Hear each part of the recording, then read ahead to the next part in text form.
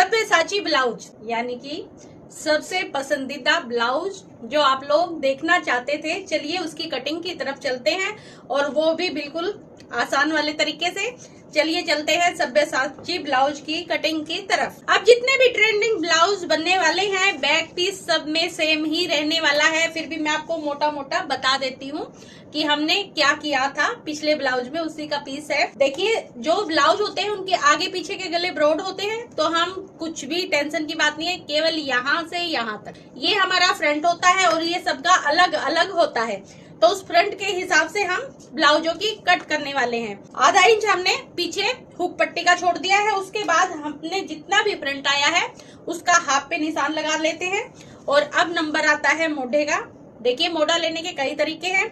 आप जितना आपका ये है फ्रंट का हाफ उससे 1 इंच ज्यादा भी रख सकते हैं, वो भी मोढ़ा करेक्ट ही होता है।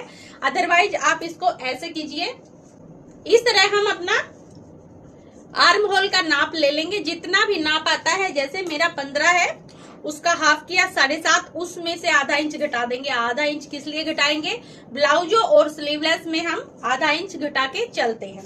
ब्लाउजों में एक चीज आपको ध्यान रखनी होती है, हम यहाँ से डाउन करते हैं जो सूटों में, वो ब्लाउज में हम नहीं करेंगे क्योंकि इनके गले ब्रॉड होते हैं और हमने ऑलरेडी आधा इंच कम कर दिया है मोढ़े को। अब हमें डाउन करने की जरूरत नहीं है। तो हमने 7 इंच का मोढ़ा ले लिया है, जो कि मेरा 7.5 था, उसमें आधा इंच डाउन कर दिया। ब्लाउज में एक चीज सबसे जरूरी होती है, वो होता है हमारा चेस्ट पॉइंट। अगर आपने ये चीज करेक्ट ले ली तो ब्लाउज की कटोरी करेक्ट होगी और फिर आपकी फिटिंग परफेक्ट होगी। तो जितना भी आपका चेस्ट पॉइंट है आप उसमें आधा इंच जोड़िएगा, क्योंकि सिलाई में आधा इंच ऊपर दबता है, और निशान लगा लेंगे इस तरह। ऊपर से निशान जा चुका है, अब हमें यहाँ से निशान देखना है कि कितना लगेगा। उसके लिए आपको कुछ नहीं करना है, जितनी भी आपकी चेस्ट का नाप है उसका 10वां हिस्सा ही ये गैप होता है, यानी कि कोई हिसाब किताब मत कीजिए। जैसे मेरी 38 है, बीच में डॉट लगा दीजिए 3.8। अगर आपकी 35 है 3.5, ठीक है। इस तरह करके आप अपना ये पॉइंट निकाल लेंगे।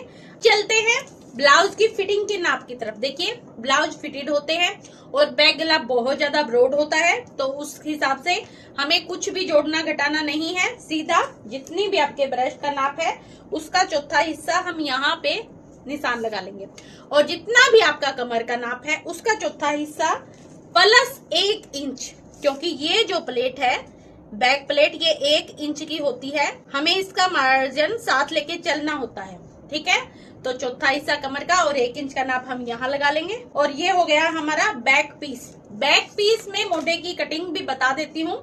यहाँ से हम 2.5 इंच आए, यहाँ से हम 2.5 इंच आए और यहाँ से हम 1.5 इंच आए। ये 3 पॉइंट हो गए, हम तीनों को सर्कल में मिल गया हमारा बैक पीस। इसके गले के लिए क्या करते हैं, ऊपर से जितनी भी गले की चौड़ाई है आप अपनी मर्जी से रख सकते हैं, 3, 3.5, 2.5 इंच। नीचे से जितनी ऊपर से चौड़ी होगी उससे आधा से 1.25 इंच नीचे के गले की चौड़ाई ज्यादा होती है, क्योंकि अगर नीचे से गहराई ज्यादा होगी तो गला ऊपर से ऐसे फैलने की कोशिश नहीं करता है, वो ऐसे कैसे सेट रहता है। और अगर बिल्कुल स्ट्रेट होता है तो वो कंधे इस तरह फैलते हैं। तो इस तरह हम नीचे से 4 लेंगे और यहाँ से 3 लेंगे ऐसे, और इसको हम इस तरह शेप दे देंगे, जैसी भी शेप आपको बैक में देनी है। जैसे ही गला बैक में नीचे को जाता है हमारा ये मोढ़ा, हम यहाँ से मोढ़े को आधा इंच अंदर की तरफ कर देते हैं ऐसे। हर ब्रॉड गले में आपको ये शेप चेंज करनी होगी। अगर आपका गला 7-8 इंच तक का है तो कोई जरूरत नहीं है, पर अगर वो 9, 10, 11, 12 नीचे तक जाता है तो हमें ये चीज खत्म करनी होगी। चलिए हमारा हो गया करेक्ट बैक पीस। अब चलते हैं फ्रंट पीस की तरफ। उसके लिए हम क्या करेंगे, बंद साइड का इस तरह रखेंगे और इस हिस्से को बाहर निकाल देंगे इस तरह, ठीक है। और इसको योका का यूं हम निशान लगा लेंगे। बैक पीस में हम कमर की साइड से यहाँ से आधा इंच इस तरह शेप दे देंगे ऊपर की तरफ जो यहाँ पे होती है। चलिए अब चलते हैं फ्रंट पीस की तरफ। सबसे पहले हम अपना चेस्ट पॉइंट का निशान लगाएंगे, कोई भी ब्लाउज हो उसमें। यहाँ से आ गए हम अपने चेस्ट पॉइंट पे, ये है 10.5। अब हमारा काम, हमारा दोनों चेस्ट पॉइंट का बीच का गैप वो मैंने आपको बताया है। जितनी भी आपकी ब्रेस्ट का नाप है उनको बीच में पॉइंट लगा दीजिए, आपका आ गया। यानी कि आपकी ब्रेस्ट का 10वां हिस्सा ही ये गैप होता है। मेरा 38 है तो 3.8 ये आ गया हमारा। जितना भी ब्लाउज आपको बनाना होता है बैक पीस उससे 1 इंच ज्यादा होता है। यानी कि अगर आपको 15 का ब्लाउज बनाना है तो बैक पीस 16 का होगा, और अगर बैक पीस 16 का होगा तो फ्रंट 16.5 का होगा, यानी कि उससे आधा इंच ज्यादा। ये हमारी फ्रंट की प्लेट आ गई। अब चलिए चलते हैं। बैक पीस में हमने ब्रेस्ट के नाप में कुछ भी नहीं जोड़ा था, पर फ्रंट में हम लूजिंग देंगे, क्योंकि प्रॉपरली पैड की या कटोरी की शेप जब ही आती है जब उसमें हल्का फुल्का हम लूजिंग देते हैं।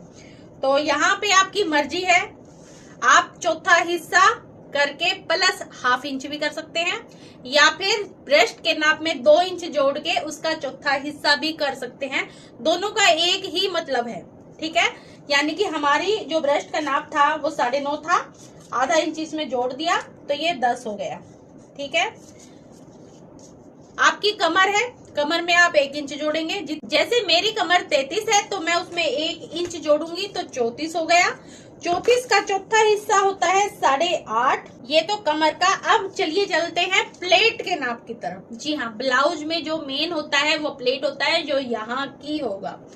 उसको निकालने का तरीका मैंने आपको बताया है कि अगर आपकी ब्रेस्ट और जो कमर है उसका अंतर ही आपकी प्लेट की गहराई होती है।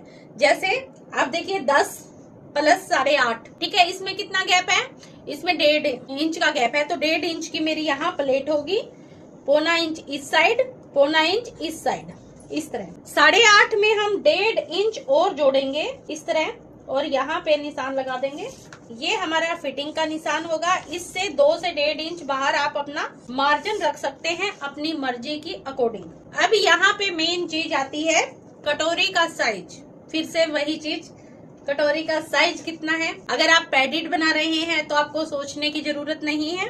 आप जिस नाप का भी पैड यूज कर रहे हैं आप उसका इस तरह साइज देख लीजिए, उससे ½ आपका ये कटोरी का साइज होगा। नहीं तो मोटा मोटा आप समझिए। अगर आप फिर भी नहीं समझ पा रहे हैं, आपको चीजें समझ में नहीं आ रही है, तो चलिए, हमारी बॉडी तो हमारे सामने है। यहाँ से पकड़िए इंची टेप, जहाँ से हमने ब्रेस्ट पॉइंट लिया है इस तरह, और यहाँ पे बिल्कुल नीचे यहाँ पे आ जाइए, बिल्कुल आपके ब्रेस्ट के बिल्कुल जहाँ ब्रेस्ट खत्म होती है वहां पर। और अब आप यहाँ से देखिए ये कितना है, ये 14 इंच आ रहा है। यानी कि अब आप ऊपर से 14 इंच यहाँ, ये है मेरी कटोरी का साइज, और ये है 3.25। यानी कि यही तो पैड ने भी कहा था कि 3.25 ही होगा।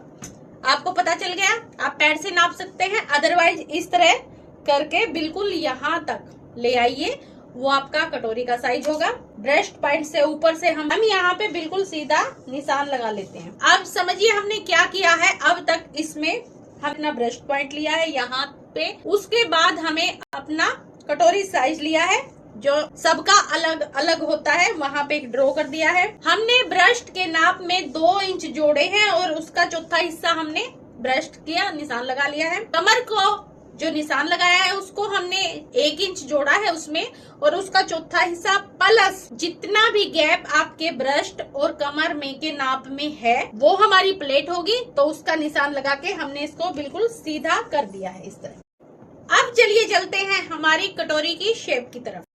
सभी ब्लाउज बिल्कुल सेम ही होते हैं। अगर आपने एक सीख लिया तो बाकी भी बिल्कुल आसानी से आ जाएंगे।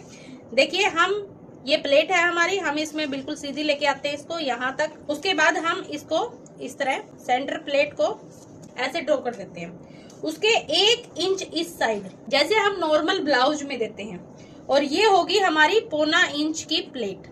यानी कि इस तरह इसको यहाँ से यहाँ मिला देंगे ऐसे, जो हम फ्रंट कट वाले ब्लाउज में डालते हैं ऐसे। अब देखिए, ये हमारी जो कटोरी का साइज था 3.25, इसको हम इस तरफ लेंगे, इस पॉइंट से ऐसे, इस तरह ऐसे, और इसी तरह इसको 3.25 इस साइड, 3.25 इस साइड, 3.25 इस साइड, 3.25 इस साइड। यानी कि हमें अपने पॉइंट से चारों तरफ 3.25 के उसमें सर्कल बनाना है, जो कि हमारी कटोरी का साइज है।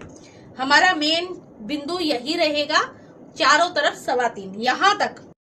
इतना आपको क्लियर हो गया। अब देखिए यहाँ से हम आएंगे 2 इंच पे, इस तरह। ये 2 इंच पे ही हर नाप में आना है, ये जरूरी नहीं है। 40 प्लस में ये नाप 2.5 इंच हो जाएगा फिटिंग के निशान से, और 34 और 36 में ये 1.5 इंच हो जाएगा। ठीक है, तो हम इस सर्कल को इस तरह करके इसमें मिला देंगे, इस तरह हल्की सी गोलाई देते हुए। समझे आपने? यहाँ तक हम सर्कल को गोल ऐसे के ऐसे करेंगे, और उसके बाद हम जो अपने फिटिंग का नाप है उससे 2 इंच अंदर मोढे की साइड आए। ये नाप कम ज्यादा होगा जितनी हैवी। हमने सिंपल क्या किया है, ये वाली प्लेट हम डालते हैं, ये वाली प्लेट हम डालते हैं हर ब्लाउज में। इस प्लेट को अवॉइड करके हमने यहाँ 2 इंच करके इसको आगे की तरफ मिला दिया है। अब बारी आती है मुड्ढा प्लेट की, तो हम इसको सेंटर को देखेंगे कहाँ है, यहाँ। ठीक है, और इससे यहाँ हम इस तरह ऐसे ऐसे जो हमारी ये शेप जा रही है इसी के अकॉर्डिंग हल्की सी गोलाई करते हुए इसको ऐसे मिला लेंगे, इस तरह। इस मोटे का हमने सेंटर लिया है जो हमारा इसके ऊपर है, पर उसको 1 इंच यहाँ से इस तरह करके गोलाई में अंदर की तरफ शेप दे दी है। अगर आपके पास शेपर पट्टी है जो मोटे वाली है तो बिल्कुल आसान है, अदरवाइज आप इस तरह शेप देंगे। इसके बाद चलिए चलते हैं अपने गले की तरफ। गले की चौड़ाई आप अपनी मर्जी के हिसाब से कर सकते हैं, 3, 2.5, 3.5। गहराई आपकी अपने हिसाब से हो सकती है। मैं यहाँ 7.5 में जा रही हूँ, इस तरह।